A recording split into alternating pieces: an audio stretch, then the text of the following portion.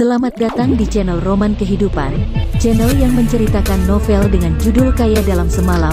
Jangan lupa like, komen, dan subscribe. Selamat mendengarkan.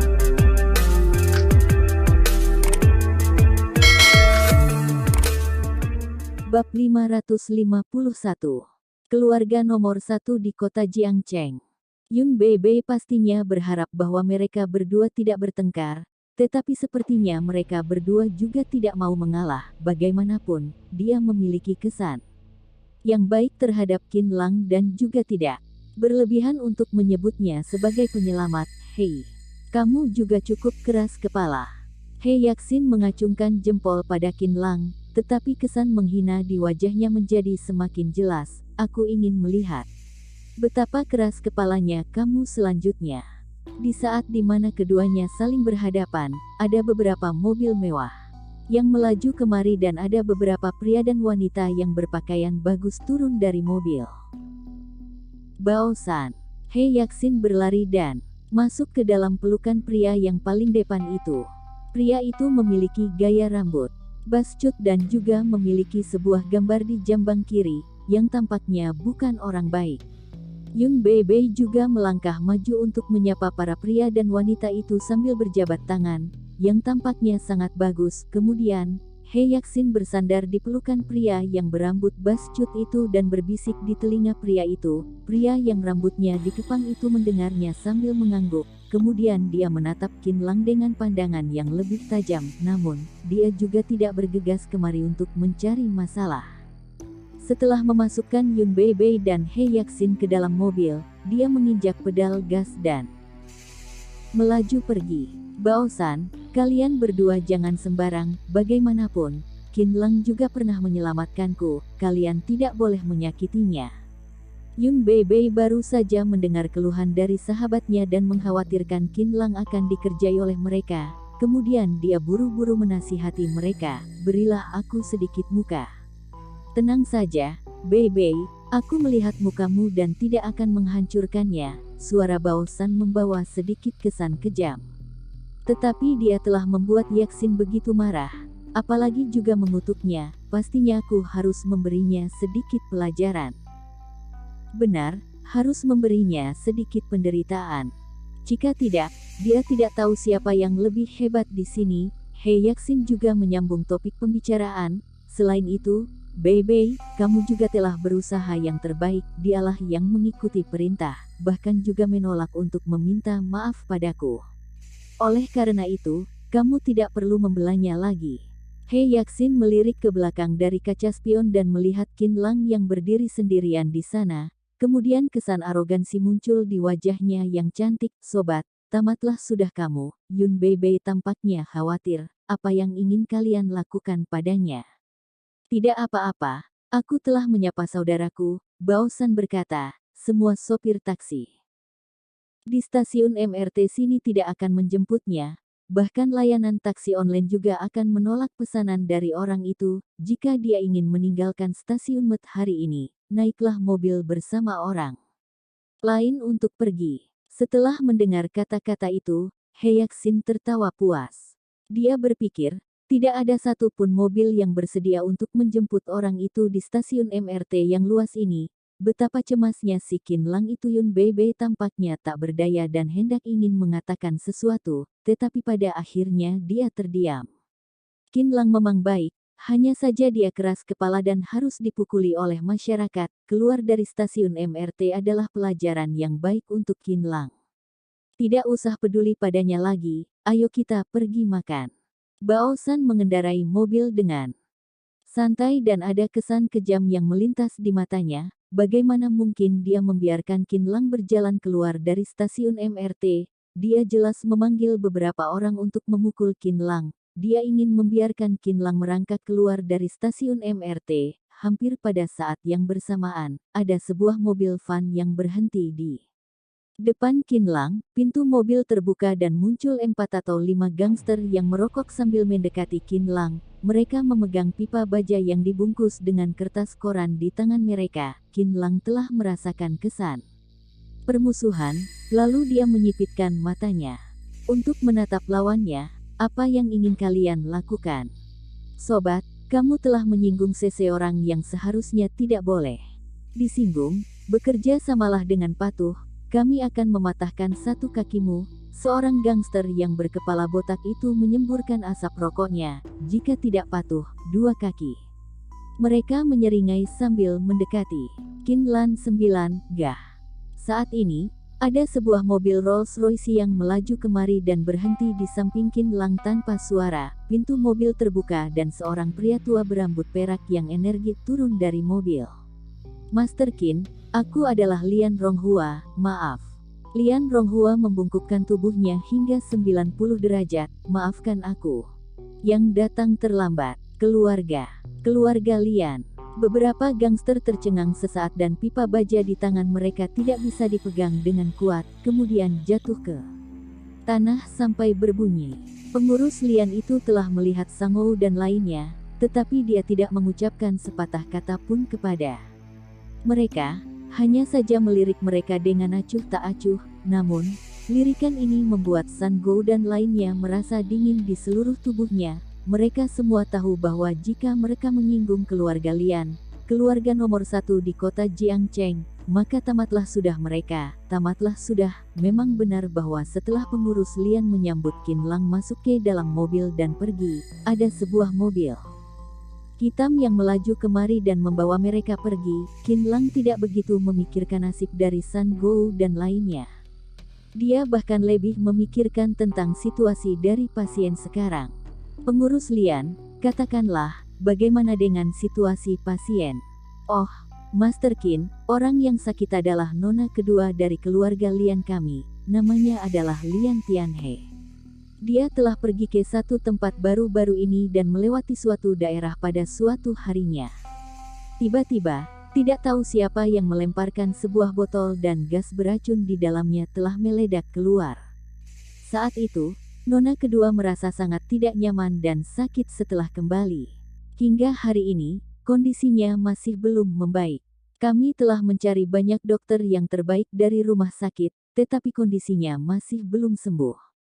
Menurut diagnosa dari dokter, nona kedua telah mengalami kerusakan di bagian otaknya. Nona kedua sekarang masih dalam kondisi koma dan masih belum bangun. Pengurus Lian bersikap hormat. Hari ini, nyonya juga mengumpulkan banyak dokter yang terkenal dari segala tempat untuk berkonsultasi. Nyonya berharap bahwa semua dokter bisa mendapatkan terobosan dari hasil kerjasama tim, tetapi tidak ada satupun kemajuan di sepanjang pagi.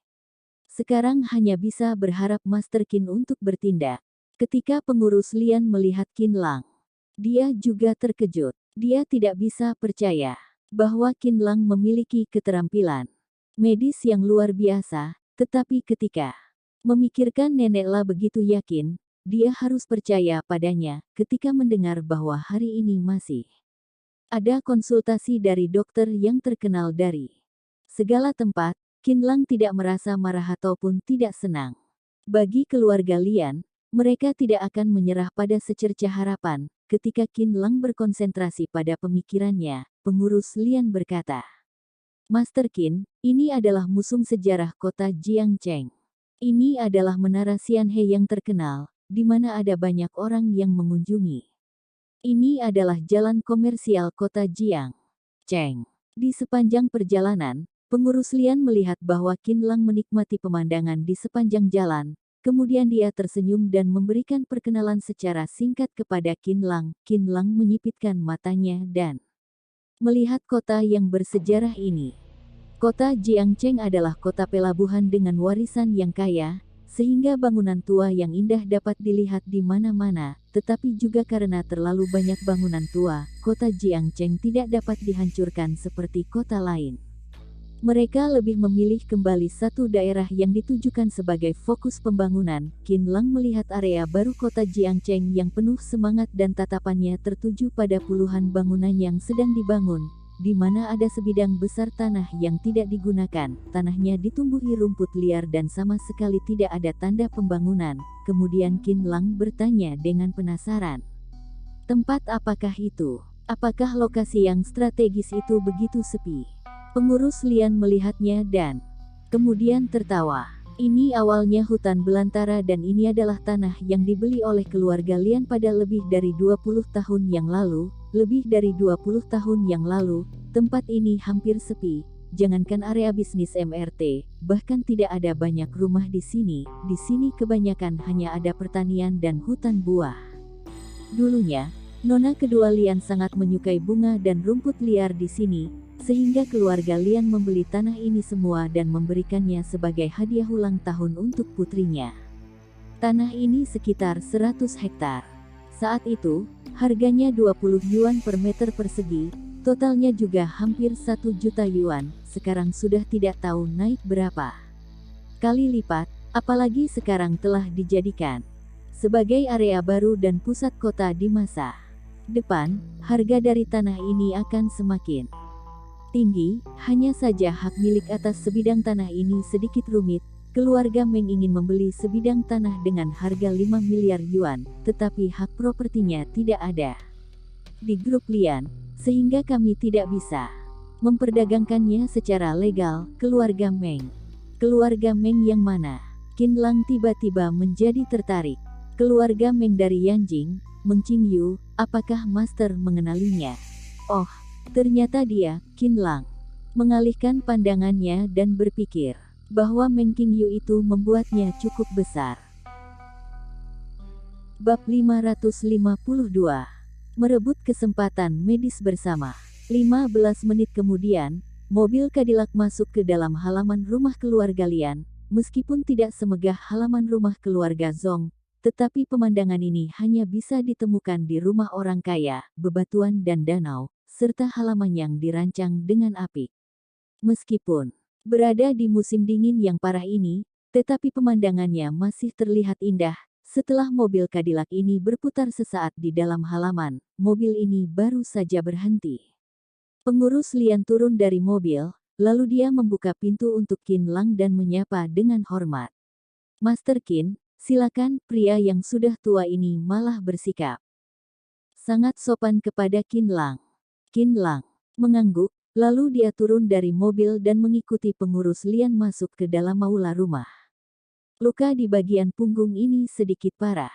Yang paling penting adalah ada pembengkakan darah di bagian tengkorak kepala, apalagi fungsi sistem saraf pusatnya juga sangat terganggu. Lian Ronghua membawa Qin Lang untuk berjalan masuk ke dalam dan penglihatannya menjadi lebih banyak. Ada beberapa meja marmer bundar di dalam aula dan berbagai peralatan medis kelas atas di sampingnya, dan juga ada proyektor di kedua dinding aula. Terdapat puluhan ahli kedokteran yang sangat terkenal di atas kursi. Satu persatu dari mereka bermartabat dan profesional. Saat ini, mereka sedang berkumpul bersama untuk mempelajari hasil dari berbagai diagnosis. Diskusi mereka sangat intens, tetapi suaranya sangat kecil.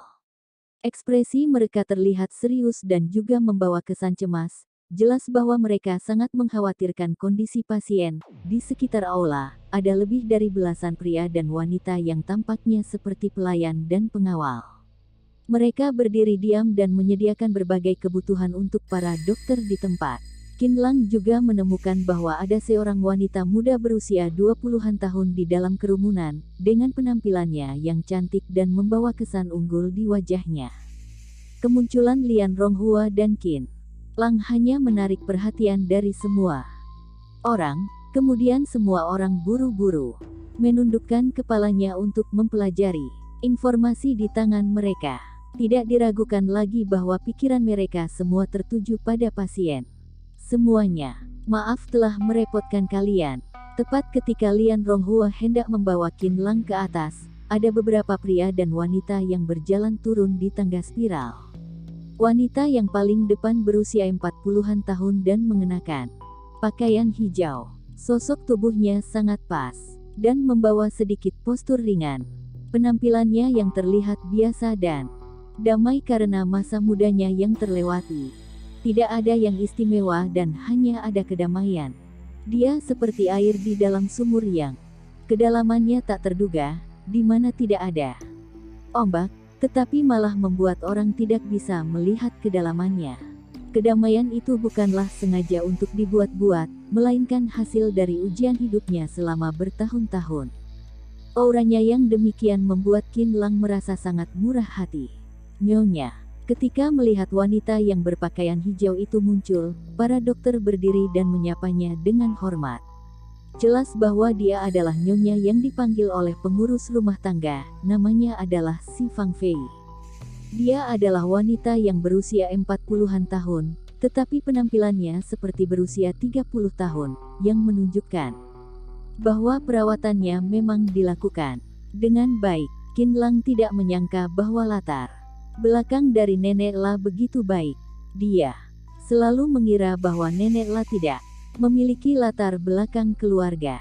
Dari segi usia Nenek La, seharusnya Si Fang Fei berada di generasi cucu. Qin Lang menghela nafas secara diam-diam dan merasa bahwa wanita itu memang cantik dan elegan, apalagi karakternya juga sesuai dengan namanya. Maaf telah merepotkan semuanya. Si Fang Fei tidak membawa sedikit kesombongan pun, lalu dia mengangguk kepada semua orang dengan lembut dan berkata, "Putriku telah menggunakan obat dan suntikan dari kalian semua, tetapi dia masih belum bangun, apalagi indeks kesehatan tubuhnya sudah turun sedikit dan masih belum dalam kondisi bahaya. Tetapi itu juga bukan sebuah pertanda yang baik, ini menunjukkan bahwa tubuhnya tidak tahan untuk menghadapi banyak percobaan. Oleh karena itu, untuk diagnosa dan pengobatan berikutnya, berharap semuanya bisa lebih percaya diri lagi untuk bertindak." Dia yang memiliki penampilan yang mulia dan anggun. Nada bicaranya juga sangat tulus. Hari ini, Tianhe hanya bisa menerima 1 kali pengobatan yang paling terakhir. "Nyonya, ini adalah tugas kami." Sekelompok dokter dan ahli menjawabnya dengan hormat, tetapi nada bicaranya jauh lebih serius. Indeks kesehatan pasien telah turun dan ini menunjukkan bahwa semua upaya mereka sebelumnya sudah sia-sia, dan juga, mereka harus lebih berhati-hati. Bagaimanapun, hanya ada percobaan. Untuk sekali lagi pada hari ini, saat ini, dokter wanita berusia 20-an tahun yang dilihat oleh Qin Lang segera mendongak. Tatapannya membawa kesan percaya diri, lalu dia mengambil pena dan menulis resep obatnya. "Nyonya, Master Qin sudah datang." Ketika semua orang terdiam, Lian Ronghua membawa Qin Lang berjalan kemari. Qin Lang tersenyum pada Si Fang Fei. "Halo, Nyonya Si, Master Qin, kamu sudah datang. Baguslah, maaf telah merepotkanmu sepanjang jalan ini." Si Fang Fei berjabat tangan dengan Qin Lang dengan lembut, "Berharap kamu bisa menyelamatkan Tianhe." Si Fang Fei sedikit lebih percaya diri pada orang yang direkomendasikan oleh Nenek La. "Nyonya, Anda terlalu sungkan, aku pasti akan berusaha yang terbaik untuk melaksanakan hal-hal yang diminta oleh Nenek La." Qin Lang menghibur Si Fang Fei, "Nyonya, Anda tenang saja, aku pasti akan membuat Tianhe terbangun. Aku percaya pada Master Qin." Si Fang Fei sedikit menyampingkan tangannya ke lantai atas. "Master Qin, silakan naik ke atas, aku akan membawamu untuk menemui pasien." Qin Lang tidak ragu-ragu dan langsung mengikuti Si Fang Fei ke atas. "Nyonya, tunggu." Sebelum Si Fang Fei dan Qin Lang berjalan beberapa langkah, dokter wanita muda itu berdiri di depan mereka. Mata dari dokter wanita muda ini berputar-putar, yang terlihat sangat menawan. Ekspresinya terlihat sangat bangga dan kemudian dia berkata, "Nyonya, aku adalah Su Siwen, putri dari Dr. Genius Su, keluarga medis Dianjing. Nyonya, tidak masalah jika Anda ingin membawa orang untuk mengobati pasien, tetapi hari ini nona kedua telah mencoba banyak metode medis dan sekarang dia sudah kewalahan. Menurutku, lebih baik untuk tidak membawa sembarang orang untuk masuk. Kami tidak pernah melihat dokter kecil ini, bahkan juga tidak mengenalinya, tidak tahu apa yang bisa dia lakukan untuk menyembuhkan pasien. Jika Anda membiarkannya untuk menyembuhkan pasien, takutnya akan membuat kondisi pasien semakin buruk." Su Siwen menasihati Si Fang Fei dengan tulus, kemudian dia menatap Qin Lang dengan jijik. "Apakah kamu pernah belajar di bawah bimbingan Paman Yang, Paman Yan, Paman Wu atau belajar di universitas kedokteran terkenal di dunia internasional lainnya?" Para ahli dari dalam dan luar negeri ini berteman baik dengan keluarga suku, murid siapakah kamu? Jika tidak, bagaimana bisa kamu punya kepercayaan untuk menyembuhkan pasien? Su Siwen membawa timnya untuk bergegas kemari dan memeriksa rencana pengobatan yang baru saja dibuat untuk Lian Tianhe, tetapi Qin Lang malah mengambil kesempatan terakhirnya untuk mengobati pasien hari ini, apalagi si Fang Fei selalu memanggilnya Master Qin. Apa hubungan antara master dan medis? Mengapa harus begitu menghormati Qin Lang, di mana Qin Lang jauh lebih dihargai daripada elit medis Tiongkok dan Barat, yang membuat Su Siwen merasa sangat tidak senang. Keterampilan medis apa yang diketahui oleh anak itu? Bahkan jika dia tahu sedikit, apakah dia jauh lebih hebat daripada orang-orang yang hadir di sini? Aku bahkan curiga bahwa dia bahkan tidak memiliki izin medis. Siapa yang bisa bertanggung jawab jika terjadi masalah di sini? Apakah dia yang bertanggung jawab atau orang yang pernah mengobati pasien atau semua orang? Apakah kamu menganggap dia sebagai paman yang atau lainnya, yang bisa melakukan teknik akupuntur Huanlong, teknik rahasia Huyang dan berbagai teknik akupuntur kuno lainnya? Sepertinya dia menganggap dirinya sendiri sebagai Tim Cook, si dokter jenius di bidang kedokteran Amerika Utara sana. Karena Tim Cook berani mengambil pisau dan melakukan operasi sesar untuk teman sekelasnya di usia 15 tahun, banyak dokter di tempat yang sangat mencurigai Qin Lang. Mereka tidak mengerti mengapa Qin Lang yang begitu muda sangat dihormati oleh Nyonya Si. Hari ini, mereka semua berdiskusi ke sana kemari di sini, tetapi pada akhirnya kesempatan yang paling terakhir ini telah direbut oleh orang yang terakhir. Datang ini adalah satu-satunya kesempatan medis mereka. Nona kedua dari keluarga Lian yang mulia juga bukanlah seekor kelinci percobaan, yang bisa dicoba dengan sesuka hati. Bab 553. Otodidak. Oleh karena itu, semua orang ingin meninggalkan kesempatan ini untuk diri mereka sendiri. Yang benar saja, apakah nama mereka tidak bisa dibandingkan dengan seorang master? Ini sedang berobat, bukanlah sedang bertarung. Mungkinkah nona kedua akan sembuh jika Master Qin memukulnya? Diikuti dengan halangan Su Siwen. Semua dokter juga memegang sikap yang sama. Mereka semua menatap Qin Lang dengan kesan ejekan dan meremehkan. Ketika menghadapi pertanyaan dari Su Siwen, Qin Lang tersenyum tipis. Dia menghentikan si Fang Fei untuk menjelaskan pada mereka, kemudian dia menatap Su Siwen dengan tenang dan berkata, "Aku tidak pernah belajar dengan dokter yang kamu sebutkan tadi dan juga tidak pernah belajar di universitas kedokteran yang bergengsi." Nada bicaranya sangat tenang. "Aku adalah seorang petarung." Setelah Qin Lang selesai berbicara, muncul kehebohan di mana-mana. "Kalau begitu apakah kamu masih berani untuk berkata bahwa kamu bisa menyembuhkan pasien? Bahkan ada begitu banyak ahli di sini yang tidak bisa berbuat apa-apa, mengapa kamu masih begitu percaya diri?" Su Siwen langsung menyela Qin Lang, "Tindakanmu ini disebut dengan mencari sensasi. Kamu sedang menipu Nyonya dan juga membunuh pasien. Nyonya, kami juga tidak akan mengatakan apapun jika Anda tergesa-gesa dan mencari sembarang dokter militer tua dari jalan. Bagaimanapun, mereka memiliki pengalaman medis." Su Siwen terus menatap Qin Lang dan berkata, "Sedangkan master yang mengaku dirinya sendiri sebagai petarung ini tidak pernah mempelajari teknik medis apapun secara sistematis, apalagi dengan tangan kosong. Bukannya Anda sedang membuat lelukon untuk pasien jika membiarkannya masuk?" Satu persatu dari semua dokter mengangguk kepalanya. Mereka semua datang untuk menyembuhkan Lian Tianhe.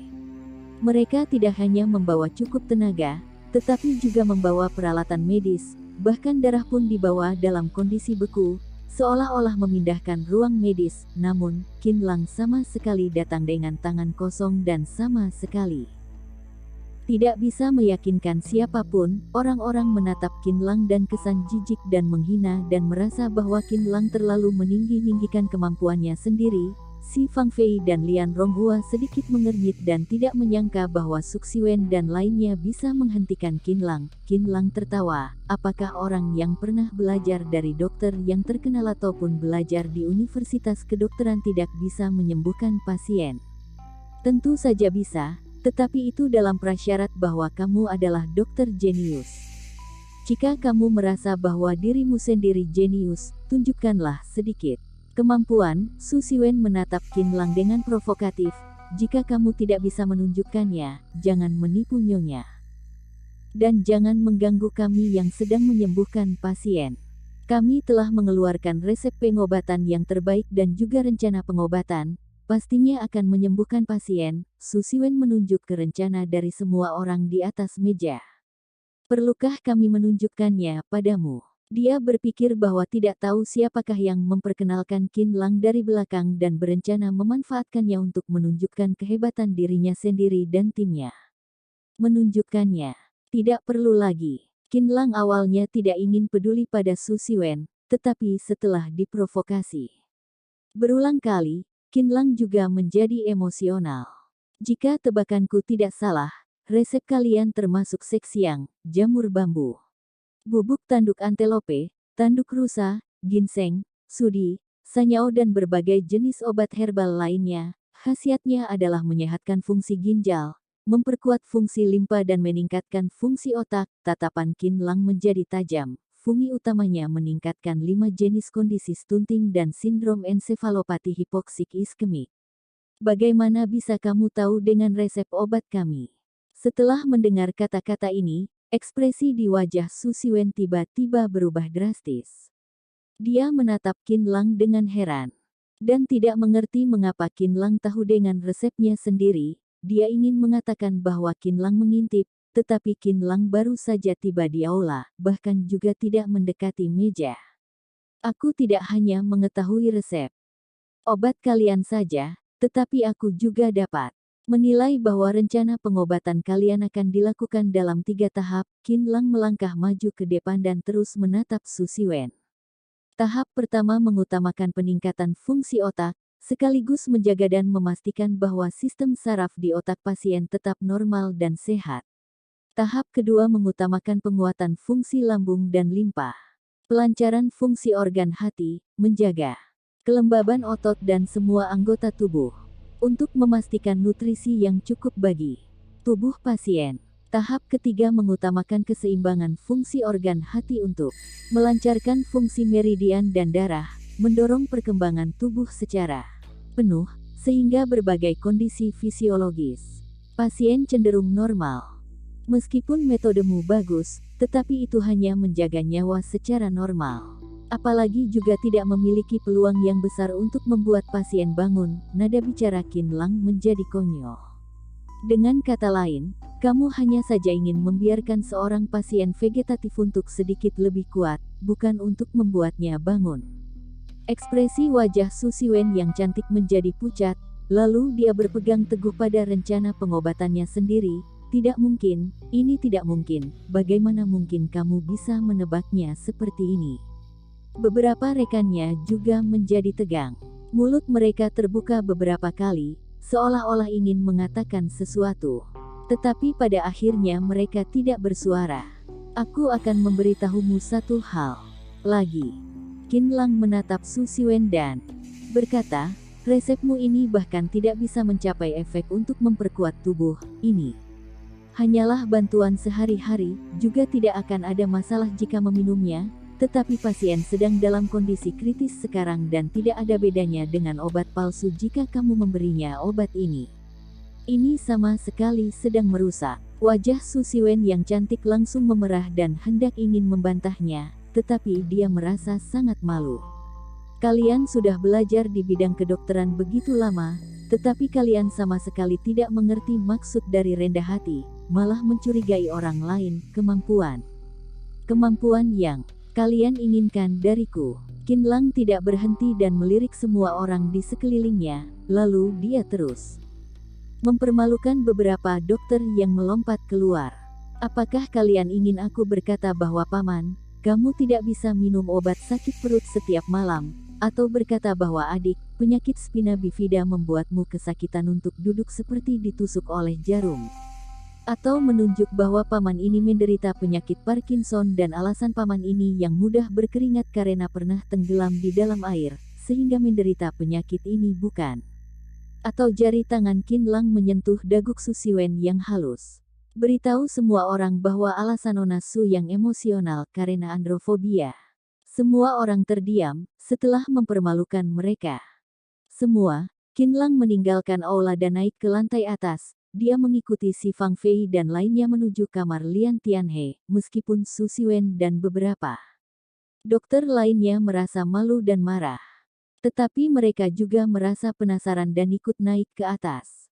Mereka juga ingin melihat apakah Qin Lang itu bisa membangunkan Lian Tianhe atau tidak. Qin Lang tidak peduli pada mereka, sehingga Si Fang Fei juga tidak mengusir mereka. Setelah tiba di kamar tidur di lantai atas, Qin Lang melihat Lian Tianhe yang berbaring di atas ranjang dengan berbagai peralatan medis di sekitar tubuhnya, yang menunjukkan karakteristik hidupnya. Lian Tianhe yang dulunya energik, kini sudah terbaring tak bergerak di atas ranjang. Sosok tubuhnya tidak kurus, tetapi pipinya membengkak. Mata dan bibirnya juga ditutupi oleh riasan yang tebal. Si Fang Fei berjalan kemari. Dr. Genius Qin, silakan.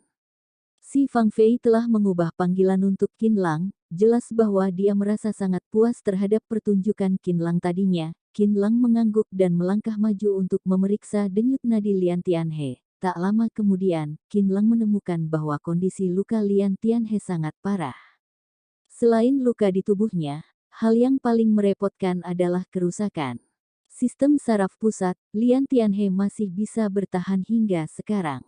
Para dokter yang diundang kemari pun bukannya tidak efektif. Mereka tidak bisa menyembuhkan penyakit dari gadis ini, tetapi mereka juga telah menunda kematian dari gadis ini. Jika tidak, takutnya Lian Tianhe sudah lama mati. 5 menit kemudian, Qin Lang menarik jari tangannya dan ekspresi wajahnya tidak bisa diperkirakan dengan jelas. Dr. Genius Qin, bagaimana dengan kondisi Tianhe? Si Fang Fei berkata dengan pelan, tetapi dia merasa penuh khawatir, apakah dia masih bisa bangun? Meskipun wanita ini sudah berusia 40-an tahun, tetapi perawatannya sangat baik. Gerakannya bagaikan angin musim semi yang berhembus, yang memberi orang sejenis kelembutan yang ekstrim. Qin Lang menoleh dan menatapnya sambil tersenyum. Tenang saja, dia pasti akan bangun. Bab 554. Pil Kaimeng. Kalimat ini membuat Si Fang Fei dan lainnya menjadi tercengang.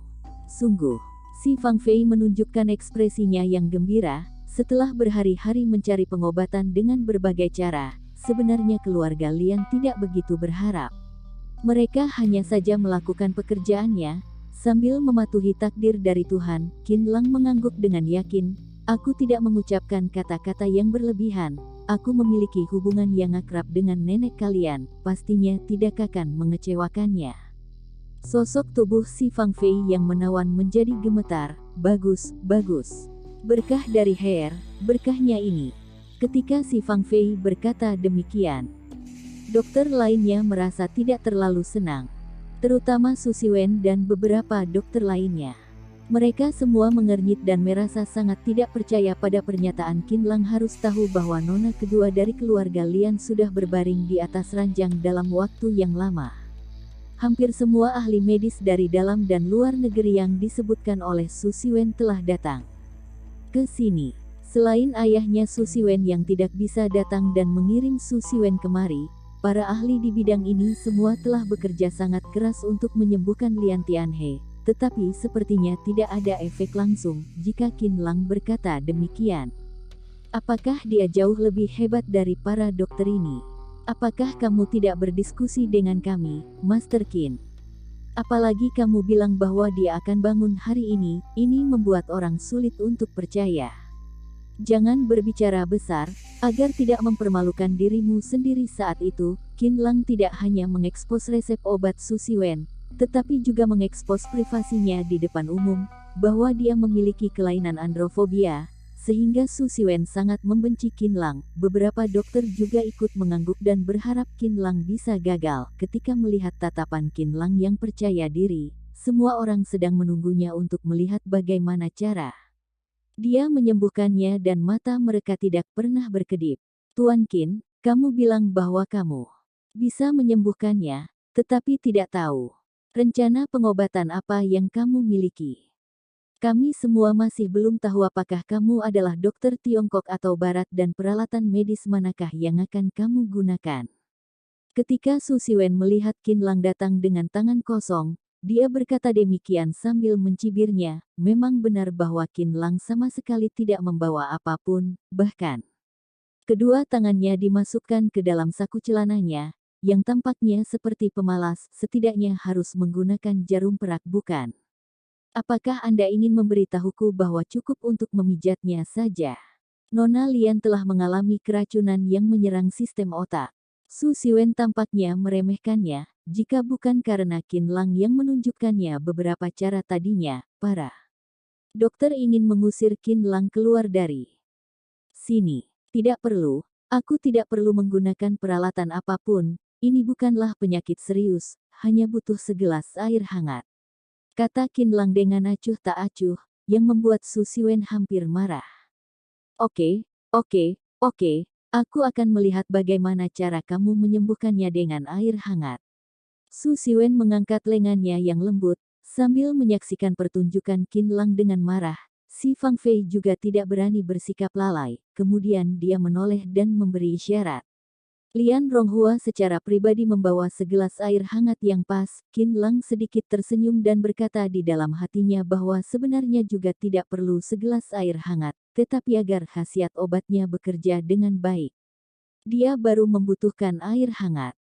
Dia mengeluarkan kantong pil dari pelukannya. Untungnya bahwa dirinya sendiri telah membuat pil Kaimeng pada beberapa waktu yang lalu dan pil ini digunakan pada saat ini. Pil Kaimeng adalah obat mujarab yang meningkatkan vitalitas hidup dan bisa disebut dengan serbaguna. Ketika Qin Lang memasuki kemacetan dalam hidupnya pada hari itu, dia memakan pil Kaimeng di saat hidupnya menjelang kematian dan secara alami tahu dengan keajaiban dari pil Kaimeng. Bahkan nona kedua sedikit berlebihan untuk memakan pil Kaimeng ini sekarang. Jika ada orang yang ingin membelinya dengan harga ratusan juta yuan, belum tentu dia akan menjualnya, tetapi dia tentu saja tidak ragu untuk mengatakan apapun dari nenek lawujud dari pil Kaimeng ini tidak terlihat bagus. Pil ini benar-benar buatan tangan sendiri dan tampaknya gelap. Qin Lang mengeluarkan pilnya dan Su Siwen langsung mengerutkan mulutnya. Su Siwen berpikir bahwa tampaknya tidak ada bedanya dengan bekas gosokan dari cuci kaki.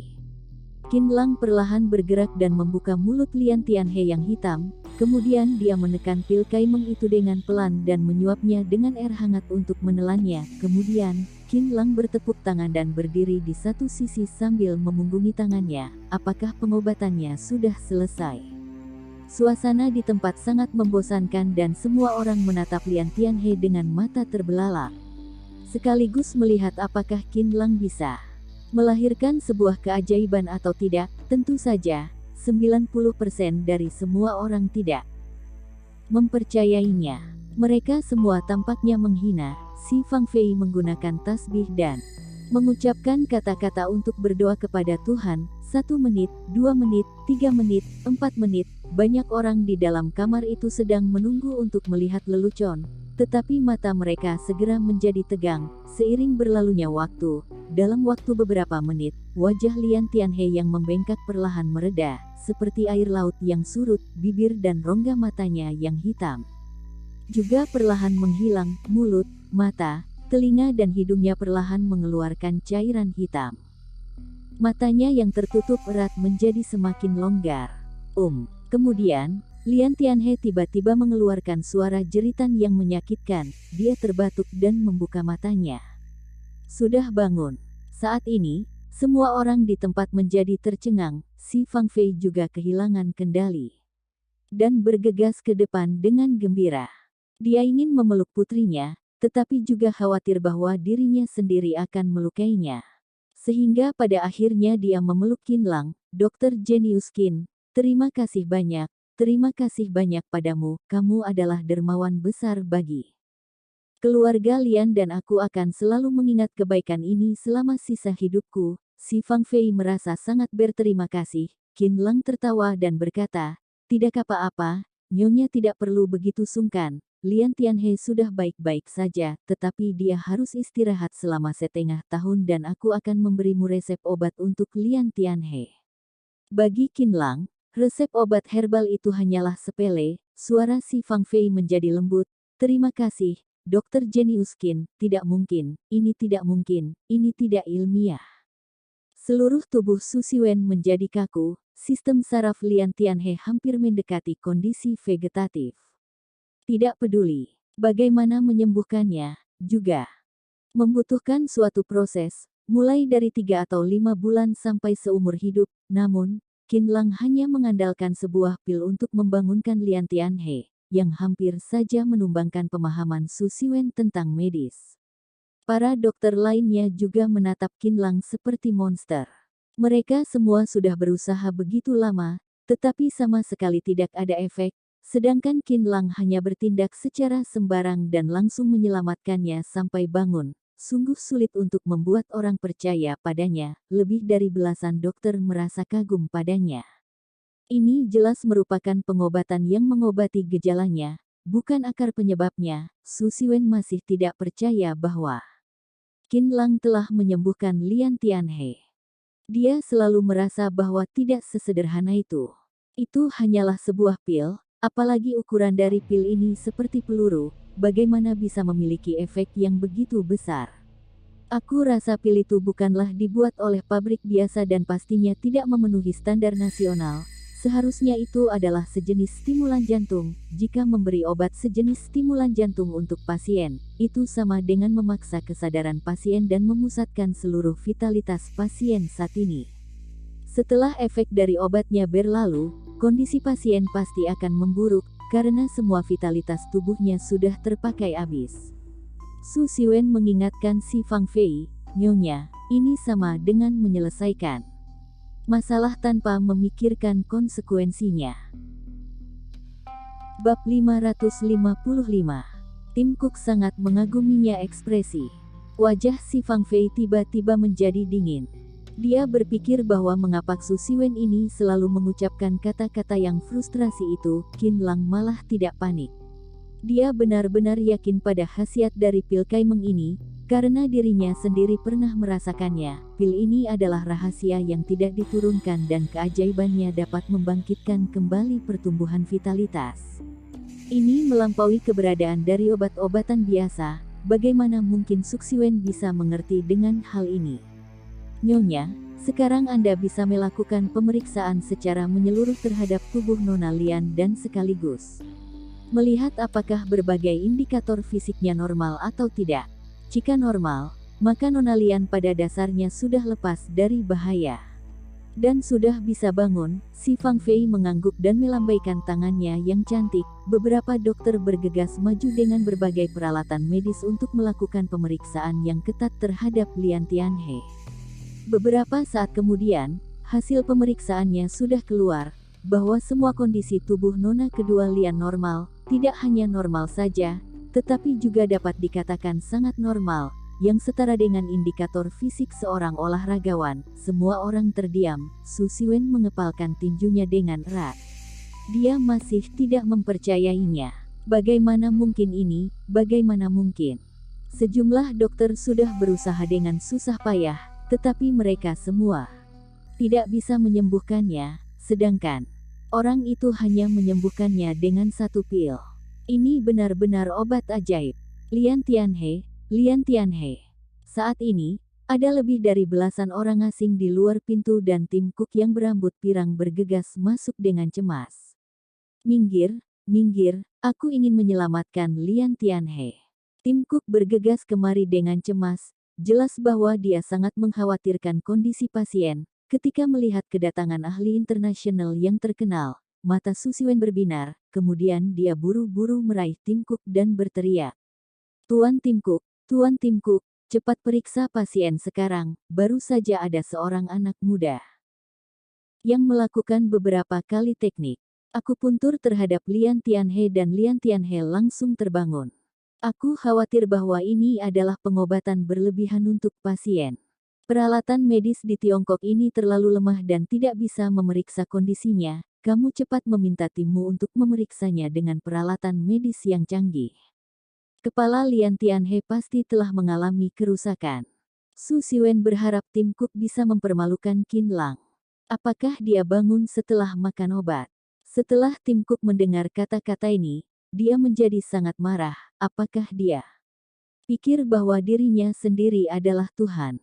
Apakah kerusakan kepala yang serius bisa kembali normal dengan satu pil? Peralatan medis Tiongkok benar-benar berbahaya. Su Siwen menunjuk Qin Lang, dia yang menyuapnya obat itu. Sembarang.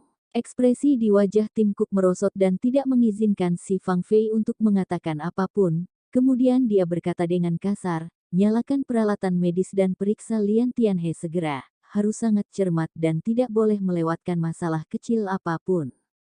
Oke, Tuan Tim Cook, cepat, cepat. Para dokter asing di sekitarnya langsung mulai beraksi. Ini memang perlengkapan dari tim internasional. Jika dilihat dari penampilannya, juga dapat dilihat bahwa peralatan medis mereka memang jauh lebih baik daripada peralatan medis dari Tiongkok. Waktu adalah hidup. Tim Cook dapat dikatakan sangat bersemangat dan tegas.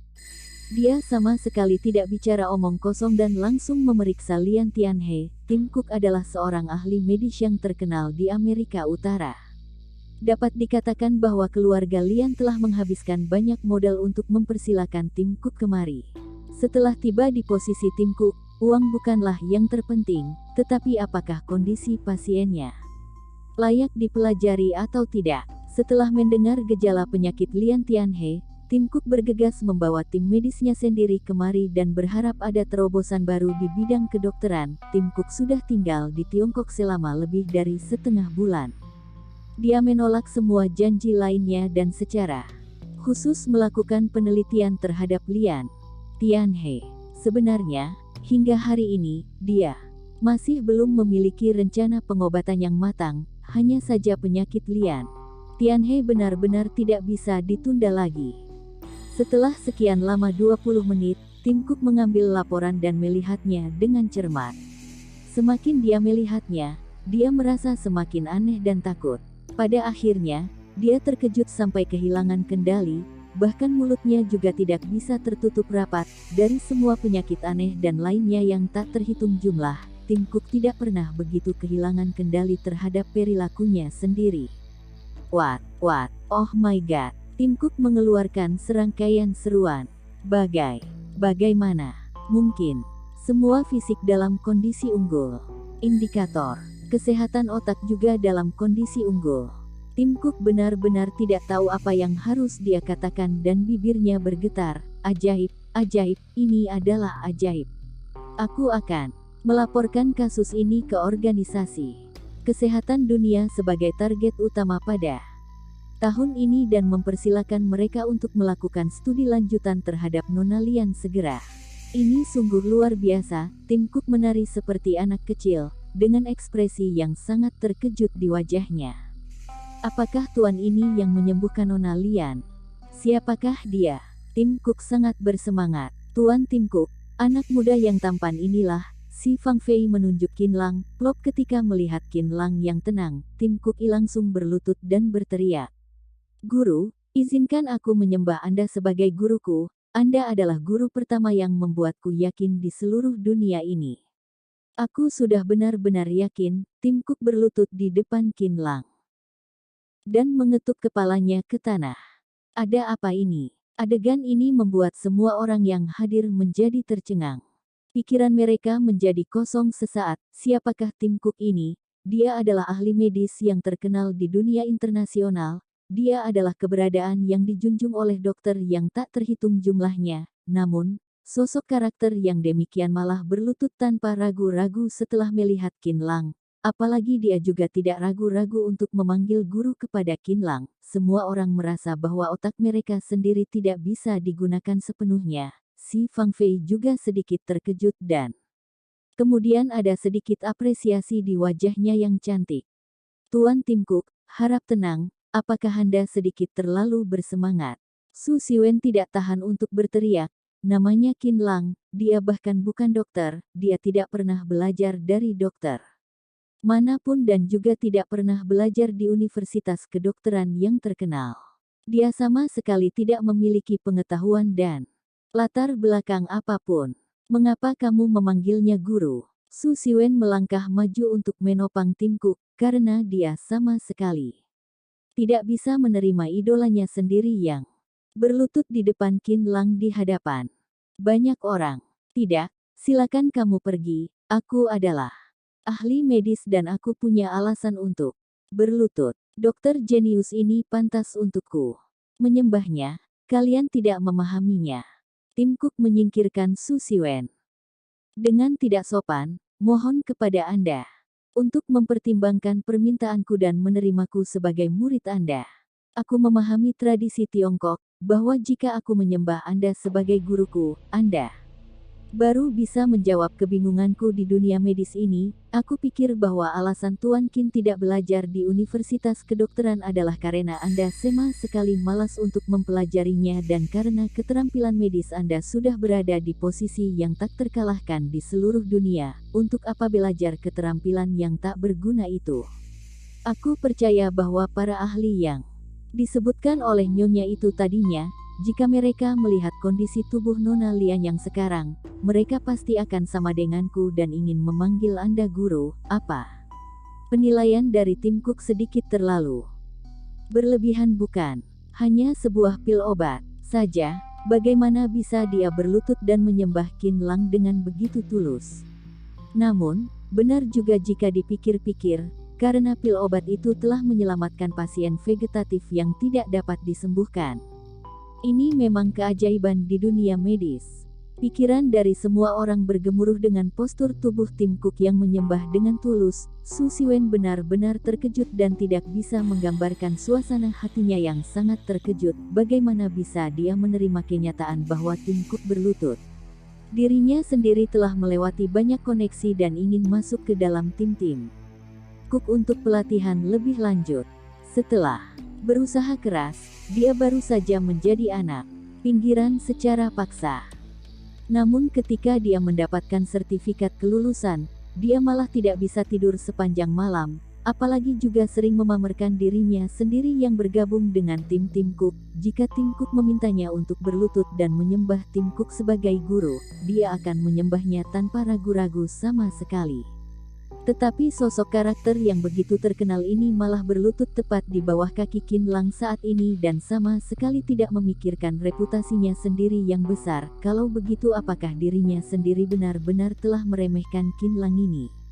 Di lobi keluarga Lian tadinya, dia bahkan menunjukkan keunggulannya di depan Qin Lang saat ini. Su Siwen merasa bahwa dirinya sendiri adalah orang bodoh terbesar di seluruh dunia. Sosok karakter yang dipuja dan dikagumi oleh dirinya sendiri malah menangis dan memohon Qin Lang untuk menerimanya sebagai murid, tetapi dia selalu meremehkan Qin Lang dan merasa bahwa Qin Lang tidak kompeten dan tidak memenuhi syarat. Jelas bahwa dia adalah anak muda yang benar-benar tidak masuk akal. Apakah dia punya syarat ini untuk meremehkan Qin Lang? Su Siwen benar-benar kembali sadar dan pipinya sangat panas.